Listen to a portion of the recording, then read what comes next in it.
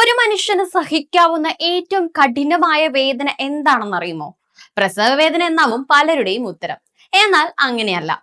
പ്രസവ വേദനയേക്കാൾ മാരകമായ ഒന്നുണ്ട്: ക്ലസ്റ്റർ തലവേദന. ക്ലസ്റ്റർ തലവേദന ജീവന ഭീഷണിയല്ലെങ്കിലും ഇതുണ്ടാക്കുന്ന ആഘാതം മാരകമാണ്. ക്ലസ്റ്റർ തലവേദന വളരെ അപൂർവമാണ്. ലോക ജനസംഖ്യയുടെ ഏതാണ്ട് 0.1% ആളുകളിൽ മാത്രമാണ് ക്ലസ്റ്റർ തലവേദന ഉണ്ടാവുക എന്നാണ് വിദഗ്ധർ പറയുന്നത്. ക്ലസ്റ്റർ തലവേദന എന്നത് ഒരു ന്യൂറോളജിക്കൽ ഡിസോർഡർ ആണ്. തലയുടെ ഒരു വശത്ത് സാധാരണയായി കണ്ണിന് ചുറ്റും ആവർത്തിച്ചുണ്ടാകുന്ന കടുത്ത തലവേദനയാണ് ഇത്.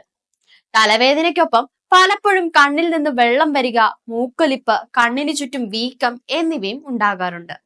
ഇത് 15 മിനിറ്റ് മുതൽ 3 മണിക്കൂർ വരെ നീണ്ടു നിൽക്കാം. ദിവസത്തിൽ പലതവണയായി വേദന വന്നും പോകാം. ദിവസങ്ങളോളം ഒരേ സമയത്ത് ആവർത്തിച്ച് അസഹനീയമായ തലവേദന ഉണ്ടാക്കുന്നത് ക്ലസ്റ്റർ തലവേദനയുടെ പ്രത്യേകതയാണ്.